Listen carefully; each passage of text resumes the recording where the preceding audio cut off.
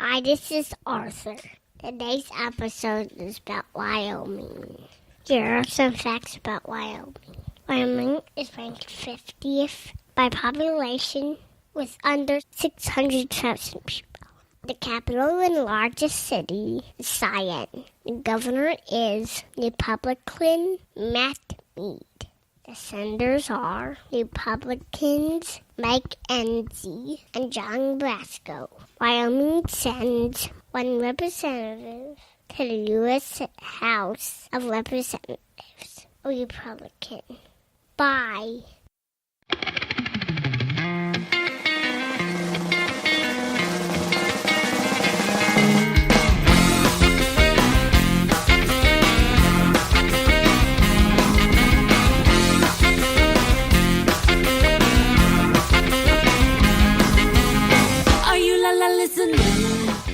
Hey everyone, this is Kelly with Two Broads Talking Politics. Today, Sophy and I are talking about the politics of Wyoming, and we are joined by Joe Barbuto, who is the chair of the Wyoming Democratic Party. Joe, I wonder if you could start just by telling us a little bit about your political history, how you became the chair of the Wyoming Democratic Party. I grew up in Democratic politics. All of my representatives and senators and county officials, they were all Democrats, and so I got to volunteer for a lot of campaigns.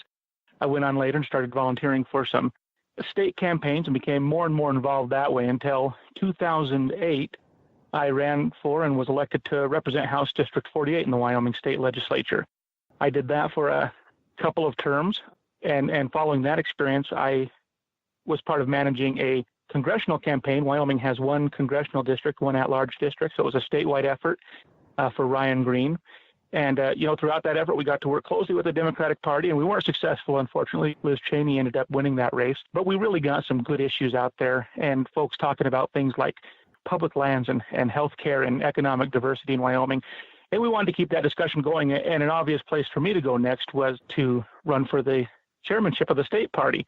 And I'd previously been a county chair as well. But so I've been involved with Wyoming Democratic politics for a while, and I think this was just a natural result of the work I've done and the volunteer hours I've been putting in. So it's been fantastic. I've been in the position since, April of 2017. So kind of at the end of the term here. It's a 2-year term, but it's been a really wonderful experience so far. So Wyoming has the smallest population of any state in the country and tends to be, on paper at least, the most Republican of the states. But what is your sense on the ground about sort of the strength of the Democratic Party and where you're headed, sort of now, this election, and in the future years? Donald Trump won Wyoming by a wider margin than any other state. We're outnumbered in voter registration by quite a lot. All of our statewide and federal offices are held by Republicans, and both houses of the legislature have Republican majorities.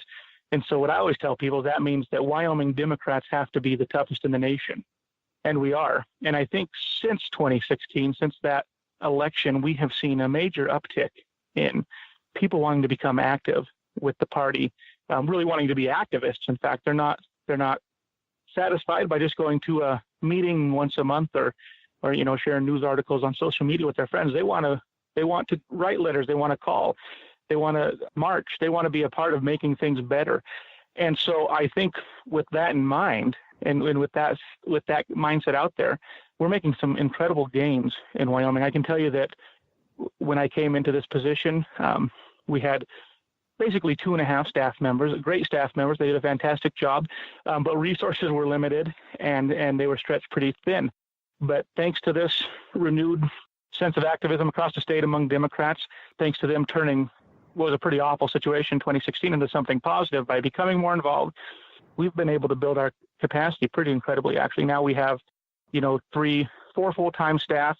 We have field organizers on the ground. We have people every day emailing in and calling in and asking how they can be involved with a campaign. And so I feel like as Democrats, we're doing a really good job in Wyoming of controlling the conversation, of running a fantastic field game, and really making a dent in the political scene in the state this year. And of course, we're a state, 3 out of the last 5 governors have been Democrats. In fact, Republican governors haven't been elected back to back in the state since 1966. So the trends are on our side too.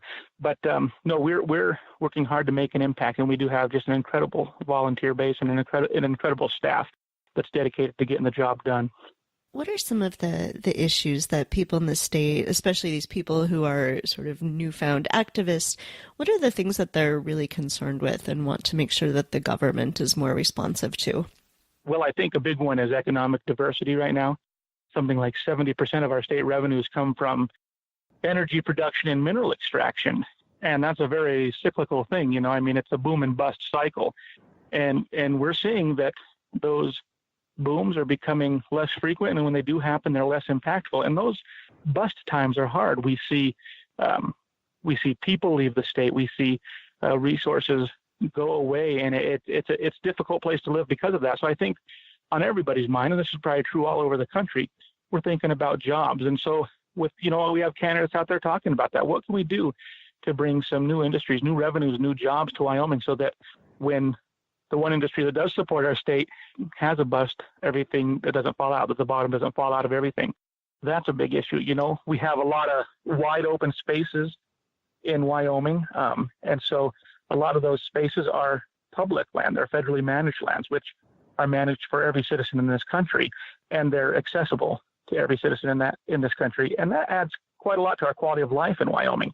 So ensuring that we can maintain that access, that we can enhance that access when we can, is really important to Wyoming citizens. And of course, healthcare is a big issue. This is a very rural state, and there's a lot of places where you don't always have the access you need to quality healthcare.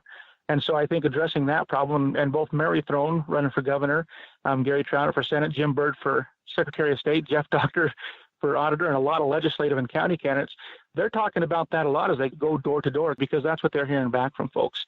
That all of these things, the environment, energy, the employment, the economy, I mean, these are things that we need to start addressing now. We can't just give people lip service and kick the can a little farther down the road and hope for another boom, or hope that someone thinks of something good that'll work for a while. We've got to start addressing these things head on. What are some of the races that you're really excited about in 2018? Well, of course, I mean, at the legislative level, we have some fantastic candidates with some diverse backgrounds, and they're running great races. I mean, they're running really, really professional races. Along with the state party, we're able to offer some resources and help to them. But we can win in places that we traditionally win: Teton County, Sweetwater County, Albany County, Natrona County. We're going to protect incumbents in those places too. But even in some of our really rural areas like Hot Springs County or up in Sheridan, Wyoming, that has been a Republican stronghold, we have candidates there who, before people even knew they were Democrats, these folks have been involved in their communities. They've been stakeholders in their community and already working to make a difference. So now that they're on the ballot as a Democrat, it's forcing people to say, oh, wow, I am a Republican. I voted Republican a lot, but I like Hollis Hackman, or I like Howie Samuelson, or any of our other candidates, Marcy Shaver, because I know that they've been working for this community already for a long time. So we're really excited about that and the gains we can make in the legislature. And of course, our statewide races, I mean, we have really fantastic candidates. There's not a person in this state more qualified to be governor than Mary Throne. She understands the industries that have traditionally funded our state. She understands state government as a former legislator. She knows the process. And she's grew up on a ranch in Campbell County, Wyoming, so she knows the ag industry in and out as well. She's just a fantastic candidate all around. And Gary Trauner running for U.S. Senate, John Barbuto is our incumbent that is up this year, and he is he's a mainstay on Fox News and a lot of the conservative pundit programs. You'll see him a lot, or if you see a picture of Mitch McConnell, likely you'll see John Barbuto standing behind him just over the shoulder there. And so, people are ready for somebody who's not going to be such an obvious ladder climber in their political party, and someone who's going to put their constituents before an ideology or a political affiliation. And, Gary's talking about that. He's talking about access to health care. He's talking about economic diversification. And, I could go on and on. Jeff Doctor for state auditor, we're excited about his campaign. He came out on day one talking about transparency in the way our state spends money. Now others are catching up to him and trying to talk about it too, people on the other side of the aisle.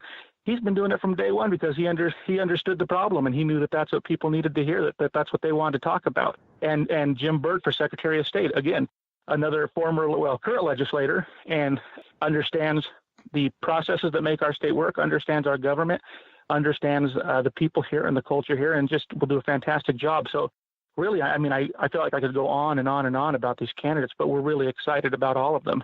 What is it like to organize even meetings and things in a state that's so sparsely populated? So it's 50th in population, but it's 10th in area. So, the population must be somewhat spread out. I live in Chicago, and so if I want to have a meeting of activists, I can, hang a flyer up and 50 people will show up. But, what does that look like in a place where people live much further apart? Yeah, we haven't done a lot of it in the past, unfortunately, at least not at this level. So it means, making a lot of phone calls, offering to give folks rides, working around schedules. In some places it may be working around work that has to be done on the ranch, or maybe some places, my shift at the mine gets off at this time, or I'm a graveyard shift and I won't be around during the day. So what can you do for me? So trying to be innovative and creative in how we can let people into the process. But yeah, certainly our geographic conditions here can provide some barriers to getting things done. But our organizers are working hard to make sure people are getting together. And with the winter setting in here soon, in fact, it's already snowing in a few places across the state, but with the winter setting in, that'll present some challenges too. But I'll tell you, the dedication level is high. And so people, they find a way to make it work. What does the youth vote look like in Wyoming right now? Is this a place with an aging population, a younger population? And, a lot of people are worried about whether millennials and the generation after them will be coming out to vote this time around. What are you seeing in Wyoming this year? Yeah, certainly. But we have the one university, the University of Wyoming, located in Laramie. So we are working hard to get that youth, that college-aged vote first involved and informed about what's going on, and then making sure they get out to vote. And the rest of the state, it's an older state. I think demographically, if you were to look at it, you'd probably see that we tend to be a little on the higher side when it comes to ages, but to average ages. But there's still a lot of young people across the state. And the fact of the matter is that they haven't been reached out to before. And so we are making an effort to get to them, to talk to them. And we do have 7 community colleges around the state that we're working in as well to start Democratic clubs and groups. We do have a very active Young Democrats of Wyoming group. They've been around for a while, but again, this year just a renewed sense of commitment to getting Democrats elected and getting out there and organizing. And they're located all around the state. They're members. Well, in fact, I'm a member. I think officially still I'm a member of the Young Democrats of Wyoming. But they have members who are active in some of our larger communities. But then they have some that are really active in the smaller places too. And encouraging folks too to get involved just with their communities and be active in what's happening there. And it may not be political, but starting now to be involved in the issues that matter, in the projects that matter, and the initiatives that matter, so that they are getting to be well known in their community and somebody people see as a doer. Wikipedia tells me that you are only 2 years older than me, and you are already the chair of a state Democratic Party. So that makes me feel not very accomplished. But what is it like to be, a relatively young person who's, in charge of an entire Democratic Party for a state? Well, the staff and the volunteers make it really easy for me. And I'm not I think there are a few now that are younger than me across the country. I think that the chairwoman in Oklahoma and the chairman in Missouri at least are younger than me. But anyhow, no, it feels good. And I have been involved for a bit. When I was first elected to the legislature, I was 24, 25, I think probably 25. And so I started out maybe younger than a lot of folks do, but it's allowed me to be involved for quite some time now. And I've gotten to know people around the state who are involved in Democratic politics. And, I think that I don't know that my youth has played that big of a role either way. I think that folks were ready to see somebody that wanted to get things done and work hard and knew the state a little bit. And I fit some of those roles and I hope I think they're satisfied with the job I've been doing so far. Like I said, it's been nothing but a good experience for me, but there's still a lot of work to do. But, you tell folks, you eat an elephant one bite at a time, and that's what we're doing. Is there anything else that you want to make sure we talk about? we have incredible opportunity in Wyoming, and you guys have mentioned a couple times our small population. And what that means for us is that, for